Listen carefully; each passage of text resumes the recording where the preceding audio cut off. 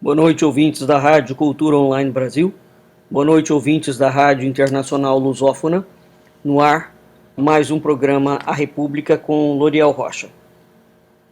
O tema do nosso programa de hoje é sobre um artigo de minha autoria, que eu disponibilizei na minha página no site Medium, cujo título é O Custo Totalitário da Constituição de Hamilton Mourão. Bem, no último Conselheiro Acácio, eu fiz um vídeo direcionado aos alunos, como é todo vídeo que eu faço, e que é postado no canal do YouTube do IMUB, relativo exatamente a essa questão que envolve a Constituição, a proposta de Constituição que o vice de Jair Bolsonaro, o ex-general Hamilton Mourão, propôs a semana passada. Bem, é muito importante nós refletirmos sobre esses aspectos, sobre esses acontecimentos, sobretudo tendo em vista que a historiografia brasileira tem uma atitude de um certo distanciamento histórico, não é? Os historiadores brasileiros dizem que você precisa de 20 anos, pelo menos, para analisar um fato que aconteceu. Ora, isso é um absurdo. Quer dizer, vamos considerar o Mensalão. O Mensalão aconteceu em 2005. Se você considerar que nós precisamos de 20 anos dentro dos estudos históricos para analisar, para aquilo gerar algum trabalho acadêmico, para aquilo gerar alguma discussão científica, nós, portanto, vamos para o ano 2025. Então, só a partir de 2025 poderia-se começar a falar sobre o assunto Mensalão. Quer dizer, o Brasil é uma bizarrice sobre todos os aspectos, né? Não, os acontecimentos históricos têm que ser discutidos agora. O que existe no Brasil, e há uma confusão enormíssima em relação a isso, é o seguinte: não existem. Então, nós já temos a problemática de não haver os estudos históricos, não é? Em relação aos acontecimentos que vão se desenrolando naquele momento. Um segundo aspecto é que criou-se dentro da mídia ou do jornalismo em geral uma atitude de crítica, aqui num sentido negativo mesmo, de você criticar e não analisar ou estudar as propostas inerentes aos fatos, ou estudar os fatos em si mesmos, né?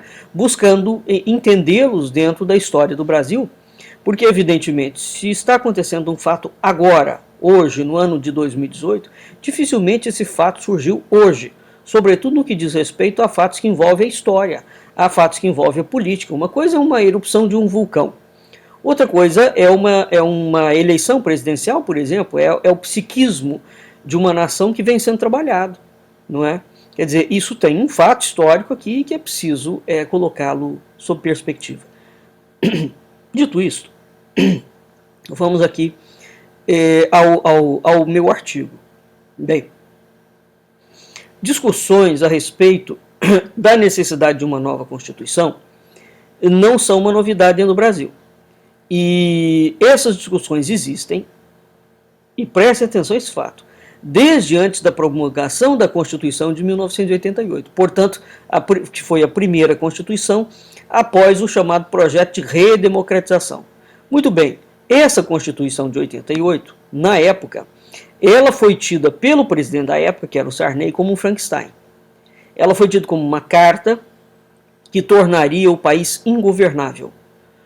E a frase, esse depoimento do Sarney na altura, que quis inclusivamente anular a Constituição, porque poucas pessoas lembram que quando o Tancredo morreu, o Sarney, uma das coisas que ele fez quando ele entrou foi convocar uma Constituição, uma Constituinte. E essa convocação, a priori, essa Constituinte seria feita por indivíduos que não tinham sido eleitos no Congresso Nacional, o que é o natural. Ou seja, seriam indivíduos que seriam escolhidos dentre o povo, evidentemente. Mas aquilo ali acabou saindo dos parâmetros, não é? E o Congresso eleito, parte do Congresso eleito, é que foi o Congresso Constituinte. Muito bem, o problema já começou dali. Nós tivemos uma sequência de outros acontecimentos em relação àquele momento, que não é a tônica aqui do artigo que eu fiz. Mas deixo isso como registro, quer dizer, quando a carta ficou pronta, o próprio Sarney falou que aquilo ali era um Frankenstein, não é? E ele acertadamente previu que a Constituição levaria o país ao colapso. E levou, e ela foi programada para levar o país ao colapso, e eu já fiz um outro programa de rádio sobre isso, ao analisar as cláusulas que Nelson Jobim, na altura era deputado pelo PMDB, que Nelson Jobim inseriu dentro da Constituição de 88. Portanto, o momento que nós estamos vivendo agora, né, onde está se falando em fazer uma nova Constituição, a Constituição de 88, já naquela altura, eles programaram a Constituição para ela durar no máximo 30 anos. Então há uma conexão evidente entre o momento que nós estamos fazendo agora e aquele momento que é, vamos lembrar, o início da redemocratização do país, ou seja lá o nome que se dá para isso, né? Curiosamente, redemocratização essa, aonde voltaram todas as lideranças comunistas e socialistas. Portanto, que foram exatamente as grandes lideranças que tocaram todo o projeto da Constituição de 88. Isso é um fato incontornável. Pois bem, então nos últimos anos, desde antes de 2013, esse assunto tem sido frequentemente retomado por intelectuais, acadêmicos, juristas, políticos, pela sociedade, pela imprensa. Está uma discussão de pano de fundo, mas já está uma discussão bem intensa. Cabe destaque nesse quesito o modelo que foi proposto por Thomas Korantai, que não é político, do Instituto Federalista, que toma como base a Constituição americana, né, criando um modelo para o Brasil, inspirando-se na Constituição americana. Ora, o assunto voltou à baila com força na semana passada, de um modo bastante atabalhoado, por conta da declaração do vice de Jair Bolsonaro, Hamilton Mourão. E isso causou reações várias nas mídias, né? Para citar apenas uma delas, o jornal Portal do Paraná noticiou que no dia 13 de setembro de 2018, Hamilton Mourão, candidato a vice-presidente na chapa, em Curitiba, proferiu palestra no Instituto de Engenharia do Paraná. O ex-general defendeu uma nova Constituição para o Brasil, dizendo que a carta deve ser mais enxuta, que ela deve conter apenas princípios e valores. Ele afirmou que, para isso, ou seja, para fazer uma nova Constituição, não seria necessário convocar uma nova Constituinte, que a Constituição deveria ser elaborada por um conselho de notáveis escolhidos pelo presidente. Aqui é que começa a entrar um problema, né? Entre outras coisas. Muito bem, ele falou o seguinte, abre aspas, nossa Constituição é extensa demais, devia ter só princípios e valores. O resto, horário de trabalho dos bancários, se os juros devem ser tabelados, isso é por lei ordinária, fecha aspas. Ele continuou, não precisa de constituinte, nós fazemos um conselho de notáveis e depois submetemos a plebiscito.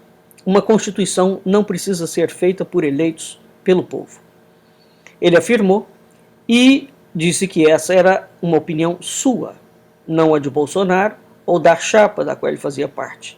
E ele repetiu essa declaração em vídeo na sexta-feira, 14 de setembro, e vários jornais noticiaram o fato. A proposta aparentemente é interessante, mas vamos analisar.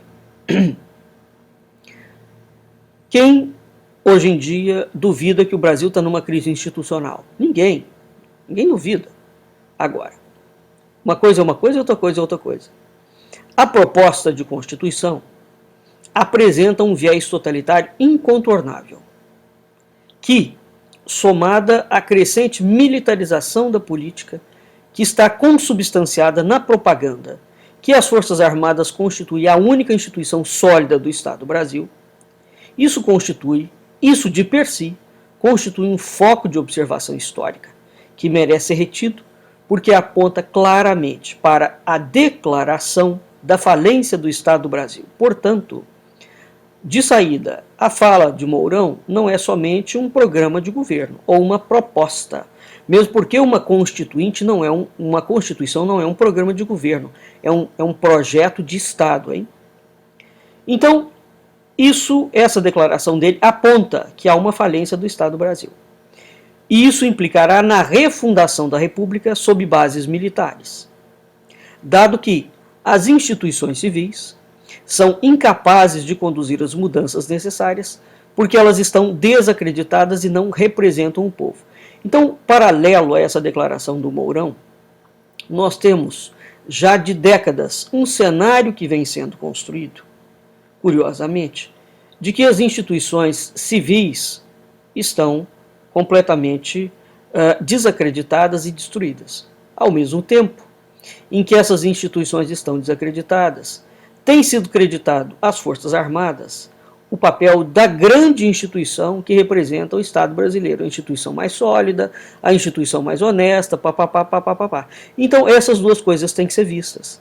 A partir do momento que você tem o Estado brasileiro falido e uma das instituições do Estado do Brasil sobrepujando a própria ideia do Estado do Brasil, nós estamos diante de um cenário perigosíssimo. Perigosíssimo. Né? Ora, é inegável, como eu falei há pouco, a existência de uma crise institucional no Brasil. No entanto, não decorre disso necessariamente que a solução para essa crise, né, deva ser depositada nas mãos das Forças Armadas, ou que ela esteja ao encargo dos militares. Acontece que essa perspectiva, qual seja a dos militares reconduzindo o país aos trilhos corretos, isso constitui um moto contínuo ao longo de toda a história republicana, onde a instituição das Forças Armadas tem exercido uma espécie de papel de poder moderador que lhe foi conferido por Rui Barbosa. Eu venho falando isso há algum tempo. E em razão disso, por exemplo, os intervencionistas, muitos deles, ficaram sempre furiosos comigo, né, porque eu sempre apontei a ideia da militarização da política. Uma coisa são as Forças Armadas enquanto instituição militar. Pronto. Outra coisa são as Forças Armadas enquanto instituição política. Militar não é para entrar na política. Para nós termos uma ideia do absurdo que é feito no Brasil desde 1889, vamos pegar, por exemplo, a outra república que nós temos como paralelo, que é os Estados Unidos. Nenhum militar americano interfere na política americana como acontece no Brasil. Isso não existe. O Brasil é uma anomalia sobre todos os aspectos. Agora, o que está por trás disso? Então vamos ver. Desde 1889, Rui Barbosa deu aos militares a missão de defensor e salvador perpétuo da República.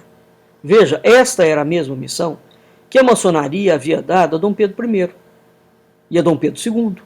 Uma vez que os imperadores foram depostos, eles exerciam o poder moderador. O poder moderador, linkado ao poder moderador de defensor e salvador perpétuo, esse poder foi, inclusivamente o símbolo dele, foi transferido para os militares. Quem fez isso? Rui Barbosa, que antes de morrer arrependeu-se e pediu desculpas à nação por ter feito isso.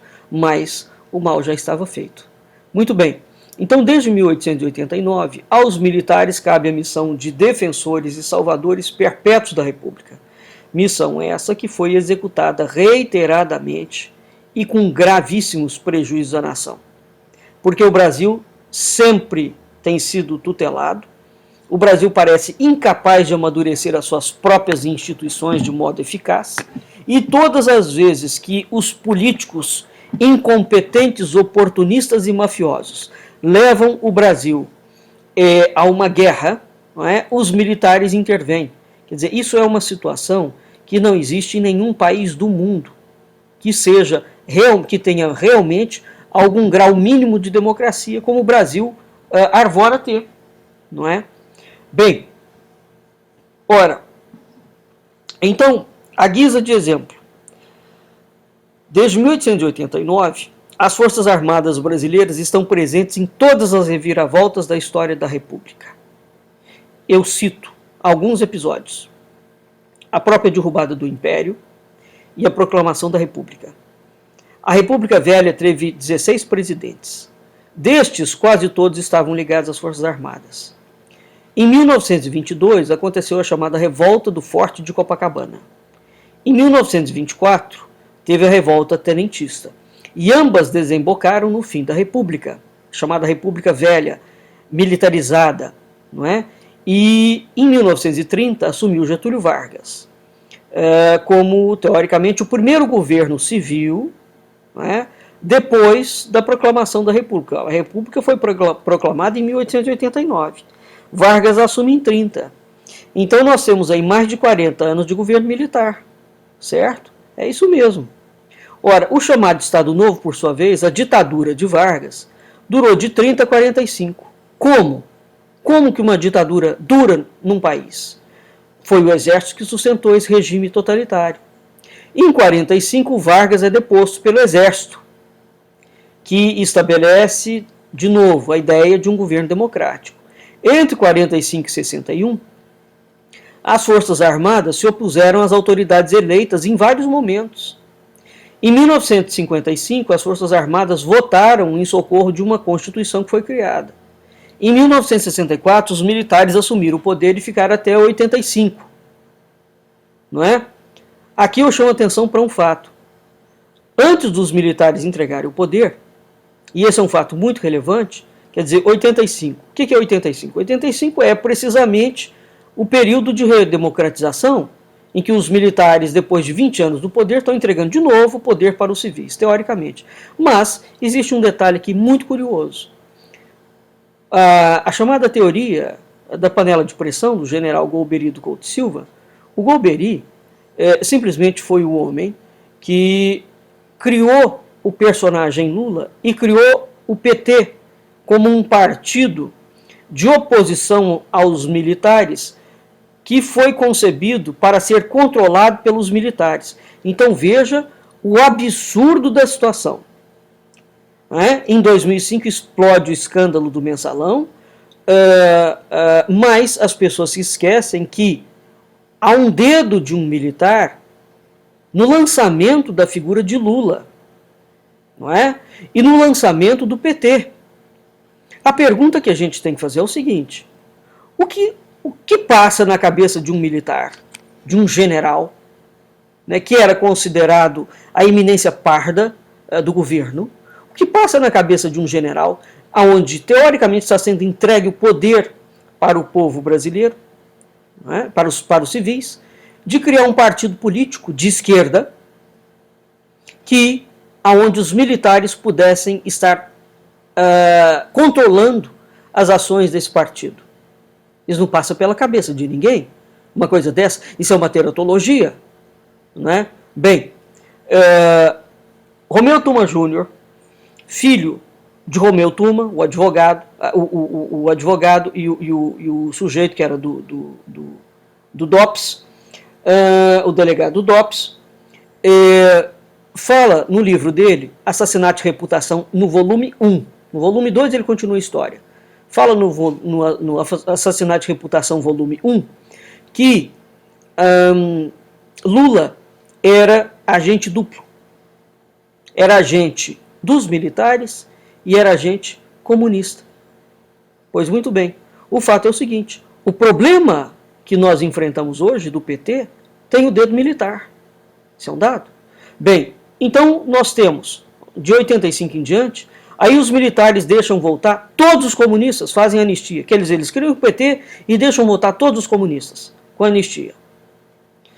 Ao mesmo tempo, desde 85, foi sendo criado, aqui sim, foi sendo consolidada essa ideia de que as instituições civis são instituições que não funcionam, não é? E que, por outro lado, foi sendo consolidada a ideia de que as instituições militares ou as Forças Armadas são as instituições mais declaradamente fortes, honestas, éticas. Então é curioso isso, não é? Nós temos, de um lado, uma polarização que foi feita institucional dentro das instituições da República, de tal forma que chega um momento, em 2018, em que o Exército é tido como uma instituição muito mais confiável do que a própria República em si, portanto, há uma falência do Estado. Agora, eu reitero, esta propaganda em cima do Exército, ela foi criada a partir de 1985. Isso, para os estudos de historiografia, são dados muito curiosos. Muito bem, agora em 2018, nós temos vários militares se candidatando numa eleição cujo processo é consabidamente fraudulento e ilegal. Pois bem, então veja que nós temos aqui inúmeros episódios. A gente pode inclusivamente afirmar que não há condições de estudar a história da República do Brasil sem verificar a militarização da política brasileira. Né? Agora, a questão é, por que isso não aparece com essa clareza? Porque esses assuntos não são estudados efetivamente como deveriam ser, não é? Muito bem. Desde 1822, o Brasil já teve 7 constituições. Todas elas foram formuladas em razão de disputas intestinas entre as elites oligárquicas que dirigem a nação. Em todos esses momentos, as Forças Armadas estiveram presentes, onde elas apartaram a guerra entre as facções quando elas mesmas não entravam, de modo a indicar os rumos para o país. Então, as Forças Armadas, havia guerra de facção oligárquica, os militares intervêm, apartam, ao mesmo tempo, quando eles intervêm, apartam, tem sempre uma outra força que assume e que convive com eles durante o governo. Depois, quando o governo acaba, uma outra facção assume. Então, a gente tem esse jogo dialético, que é uma situação contínua dentro da história brasileira. Portanto, desde 1822, o Estado do Brasil, é isso que é preciso ser entendido. Quando você refaz uma Constituição, o que você está fazendo? Você está refazendo o Estado do Brasil. O Estado do Brasil já foi refeito 7 vezes. Então, a declaração de Mourão e de vários políticos brasileiros, com especial destaque para o Fernando Henrique Cardoso, sobretudo na sua obra mais recente, Crise e Reinvenção da Política do Brasil, sobre o qual eu já fiz um programa de rádio, isso demonstra claramente que o Brasil vai ser levado à 8ª alteração de Estado. Ora, então se desde 1822 o Brasil teve 7 constituições, está indo para a 8ª, nós temos que, constatavelmente, historicamente, uma notória instabilidade institucional do Estado do Brasil. Ao mesmo tempo, criou-se a ideia de que o Brasil é uma democracia, não é? Então nós temos um país que se reinventa, literalmente, joga tudo abaixo e cria tudo do zero a partir de 30 em 30 anos. 30 em 30 anos são 2 gerações. Quer dizer, o Brasil é refeito de 30 em 30 anos. Essa é a razão pela qual esse país não dá certo. Ou antes, a parcela do país que dá certo não é a política. Quer dizer, são cidadãos que tomam iniciativas com muito custo e vão mantendo o país funcionando. Porque há um descolamento entre a população brasileira e as oligarquias políticas brasileiras. São 2 realidades completamente distintas. As oligarquias que dirigem o Brasil são altamente criminosas, irresponsáveis, oportunistas. Elas não têm nenhum projeto de nação, nenhum. Né? É uma gente louca, assassina, bandida, que só pensa em tirar proveito e em sugar o país para enriquecer cada vez mais. Não há projeto de nação nenhum nesse país desde 1822. Né? Então nós temos uma instabilidade do Estado do Brasil, 8 constituições. Ao mesmo tempo, criou-se o delírio acadêmico de que o Brasil é uma democracia. Por outro lado, nós temos que os indicadores históricos apontando para o oposto declarado, portanto, o Brasil não é uma democracia, porque esses indicadores apostam que isso é uma utopia, e mais do que uma utopia, isso é uma fraude.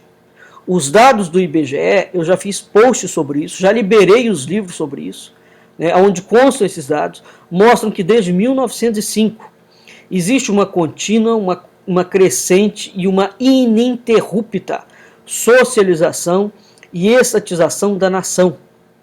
independentemente do partido, independentemente do governo, independentemente da proposta de política de governo que está sendo gestada naquele momento.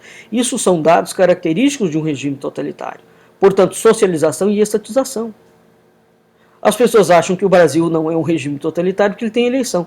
Ué, tem regime totalitário e tem eleição. Cuba tem eleição, ué. A Rússia tem eleição. A China tem eleição. A Venezuela tem eleição. O fato de você ter eleição não significa absolutamente nada, não. Não é?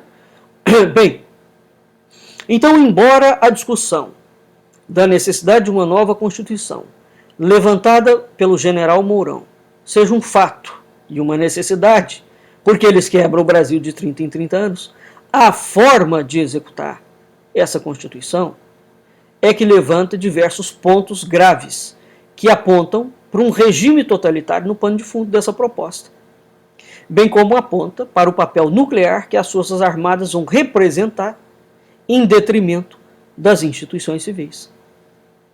Além disso, a forma da reforma proposta desconsidera por completo os passos que constituem os desafios cruciais à aprovação de uma nova Constituição, dado que descarta por completo o chamado poder constituinte e transformou o presidente num imperador absolutista, um ditador. Então, a gravidade da propositura é tão alta que ela tem que ser objeto de registro histórico, de debate. O tradutor Andy Schmid, ele fez no Facebook 2 posts sobre essa proposta de Constituição do Mourão, cuja ideia básica demonstra que existe um paradoxo dentro das proposições. Eu selecionei dos posts os pontos que eu julguei necessário e acrescentei uma 4ª proposição. E a partir disso que eu vou tecer uma consideração sobre a fala da Constituição do Mourão. Vamos ver o seguinte. Isso é um esquema de lógica, hein? Proposição 1. A butinada que o Mourão deu no Brasil sobre a Constituição, a cartada, né? Sobre a Constituição de notáveis, vamos considerar que, proposição 1, essa cartada do Mourão da Constituição de notáveis é um assinte à democracia. Proposição 2, o processo eleitoral brasileiro é, por definição, ilegítimo. Proposição 3, só teria legitimidade uma Constituição que fosse elaborada por um Congresso eleito, ou seja, referendado por um processo eleitoral. O que resulta disso? Quando nós contrapomos as proposições 2 e 3, que são ensejadas a partir pela proposição original 1, isso leva a um paradoxo.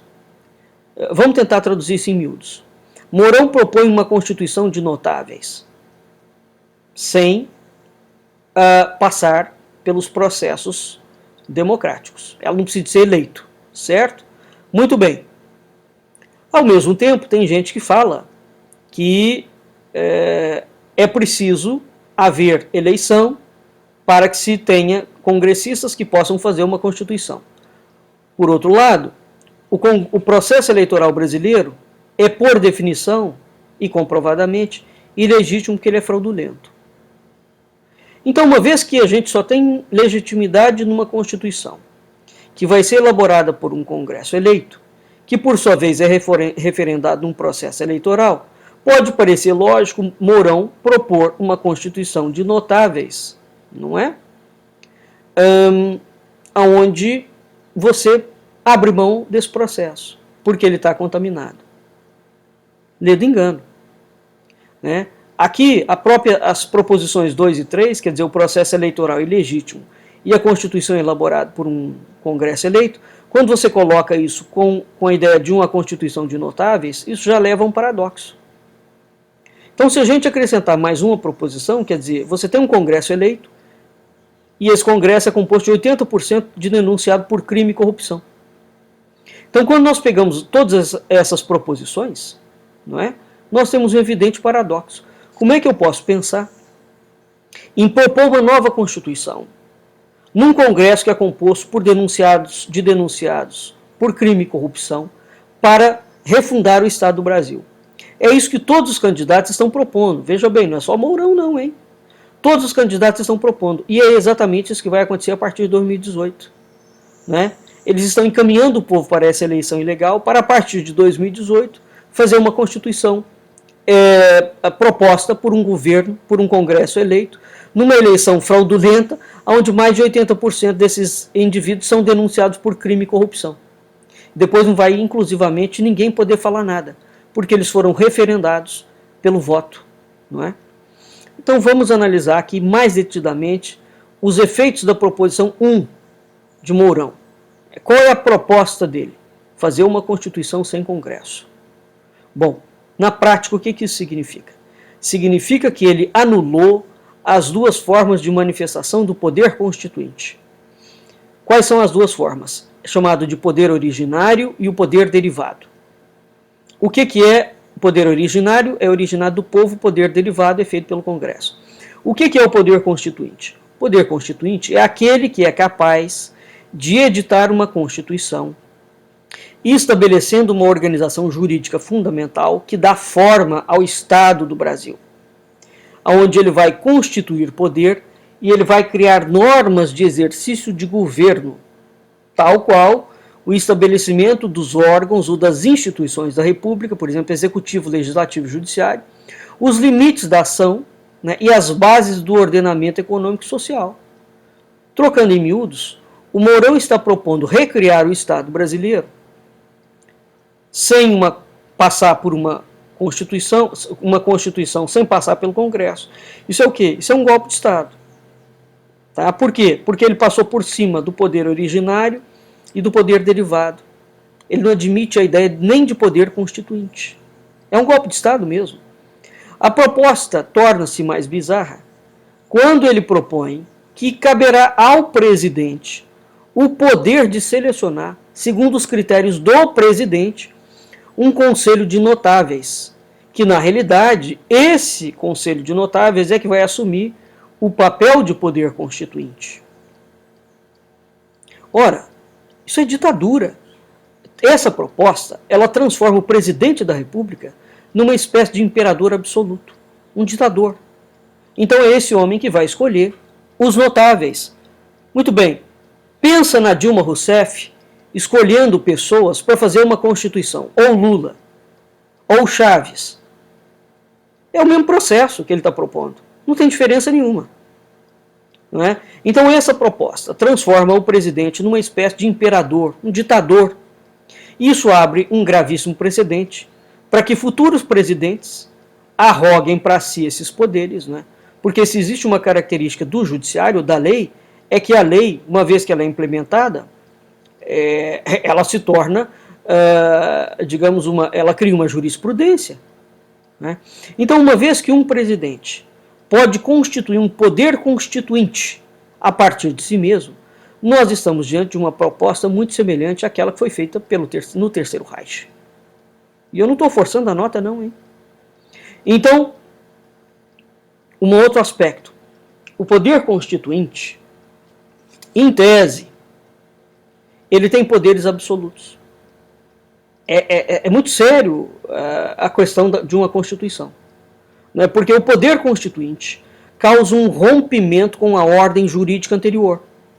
E ele faz com que o Estado precedente, né, a que o povo estava submetido, seja substituído por uma nova legitimação, por um novo corpo de lei. Então veja, todas as leis que existem, né, ou o Brasil como a gente conhece hoje, quando você vai fazer uma outra Constituição, vai ser criado um novo Brasil. Então o poder constituinte ele causa um rompimento com a ordem jurídica anterior. É grave isso, é muito sério. Então ele muda completamente o Estado. O poder constituinte, se ele não tiver travado, ele não pode ser absoluto. Né? Se esse poder constituinte, que já em tese tem poderes absolutos, se ele for referendado ou autorizado por um imperador presidente, acabou, nós estamos diante literalmente de uma ditadura mesmo. Né? Então, nessa circunstância que Mourão propôs, o poder constituinte do Conselho de Estado tem uma liberdade legal absoluta que, inclusivamente, não vai poder ser questionada pelo povo. uma vez que a investidura, quem investiu, quem deu esse poder a eles foi o presidente, que agiu de modo autocrático. E aqui tem uma outra bizarrice. Esse presidente que foi eleito, nessa eleição agora, nenhuma parcela da população deu a ele a autoridade para ele decretar uma constituinte sem poder constituinte. Ele fazer uma constituição sem poder constituinte. Não é? Bem, então, qualquer coisa que esse Conselho de Notáveis fizer, né, porque ele é o novo poder constituinte, esse poder constituinte fica submetido à autorização do presidente. Por sua vez, é o presidente que o povo também estará submetido à autorização do presidente.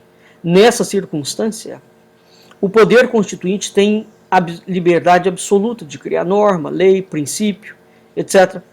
Princípios esses que não necessariamente correspondem à realidade jurídica e sociocultural da sociedade ao qual eles estão inseridos. Né? Portanto, esse poder constituinte pode inserir normas, pode criar leis, pode criar princípios de outras culturas, de outros povos que não têm nenhuma relação com a história do Brasil. E ele pode, inclusive, suprimir e proibir normas, leis e princípios que fazem parte da história do Brasil. Então vamos dizer que o Brasil é cristão. Nessa nova Constituinte, os caras resolvem dizer que o Brasil é muçulmano. Eles têm poder para isso. Acabou. Bem, cabe ressaltar que o presidente, eleito segundo as normas da antiga Constituição e da legislação eleitoral, então ele auferiu-se um poder que o povo não deu para ele. Não é?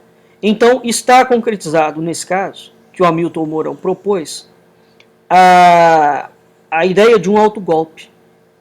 Não é? Ele falou isso claramente, que o próximo presidente que for eleito pode inclusivamente dar um autogolpe. Não pode não, ué. O que está sendo armado pelas Forças Armadas? Ou pela chapa do PSL no Brasil? Porque não é possível que um general fale coisas dessa gravidade e isso caia em águas de bacalhau e que todo mundo ache isso normal. Quer dizer, concretamente, o homem está propondo um golpe de Estado. Ora, esses aspectos acima, se eles forem concretizados, eles trazem outros desdobramentos. Né? Desdobramento direto. Isso foi bem explicado pela advogada criminalista Cristina Bassô de Moraes. Ela fala o seguinte, que quando você tira do povo o poder constituinte, né, isso vai ser tirado porque é o presidente que vai selecionar e escolher o poder constituinte. Uma vez que você tire o poder constituinte do povo, logo, pode ser tirado também do povo o direito de eleger aqueles que deveriam estar representando os interesses dos eleitores. E mais adiante, pode ser tirado do povo a presença física da população no Estado. Bem, então voltando às premissas 1, 2, 3 e 4.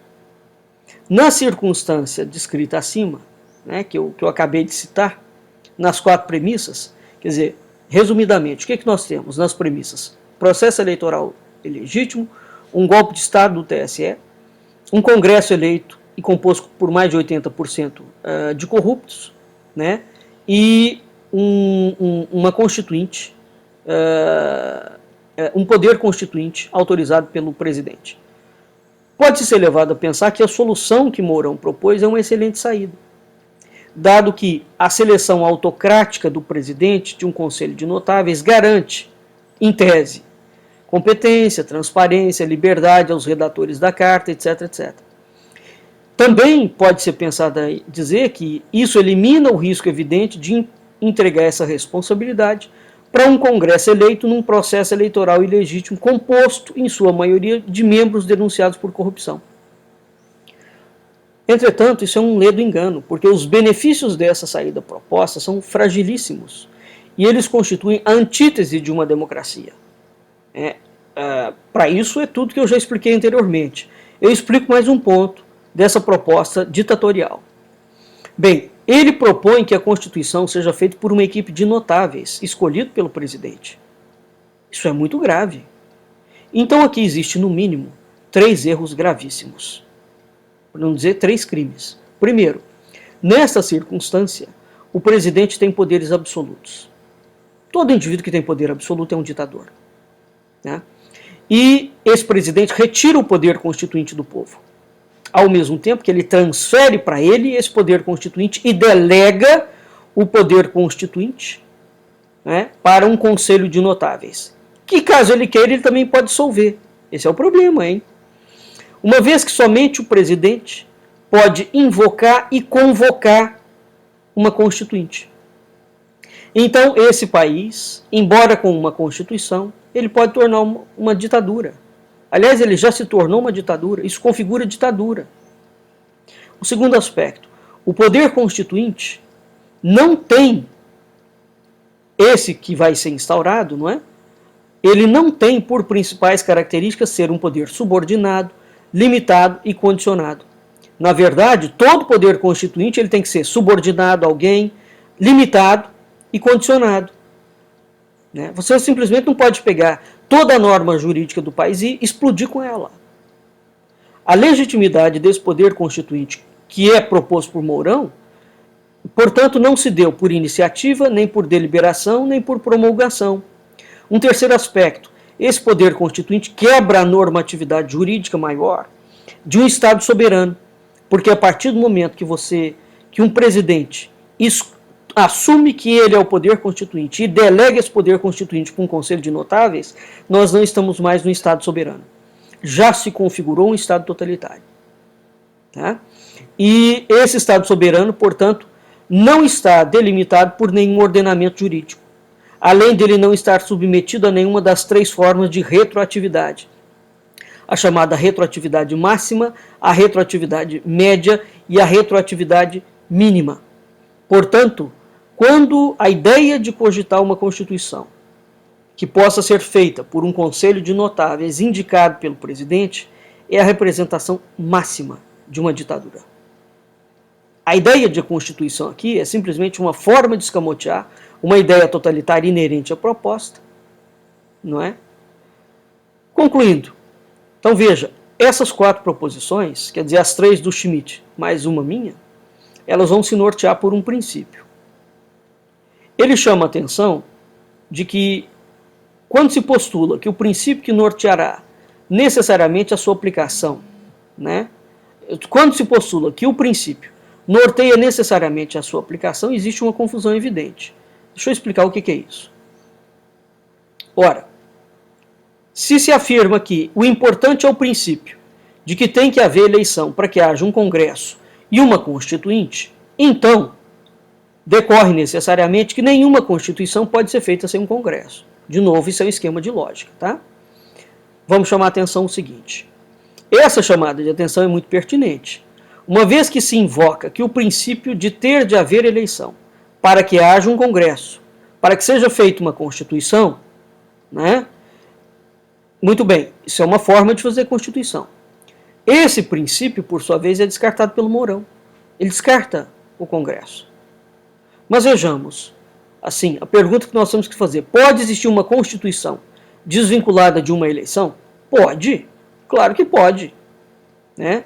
Desde que o titular desse poder seja o povo. Mas não é o caso da proposta do Mourão. O titular do poder é o presidente. Agora, o titular desse poder, como o povo, ele tem que ser representado por um órgão colegiado, quer dizer, uma Assembleia Constituinte, cuja legitimação e instituição represente um Estado soberano. Mas isso também não pode ser feito dando um bypass no Congresso Nacional, nas instituições da República. Mesmo que a gente possa ter uma Constituição desvinculada de uma eleição, isso não pode ser feito nas coxas ou de qualquer forma. Tá? Então, nessa Constituição, o papel reservado ao povo é aprovar a carta na Constituição que o Mourão propôs. Ele fala, nós vamos invocar, portanto, uma Constituinte, vamos fazer, e o povo, no final, aprova. Você está falando, mas o povo é que vai aprovar? Claro que não. O poder autoconferido para o presidente pode desconsiderar por completo ou anular a decisão popular, que aqui é invocada como uma mera figura de retórica. Então, nós temos a visão de Estado proposta do Brasil, proposta por Mourão, é inexistente. Sob todos os aspectos, a gente analisa a situação, a gente cai numa ditadura. Então, continuando, uma Constituição desvinculada de uma eleição, ela esbarra em 3 questões. Tá? Primeiro, a legitimidade possível de um novo poder constituinte originário, que tem que ser composto por membros que não detêm mandato político. O segundo, uma Constituição, por sua natureza, não pode estabelecer sozinha a transformação de uma determinada ordem jurídica.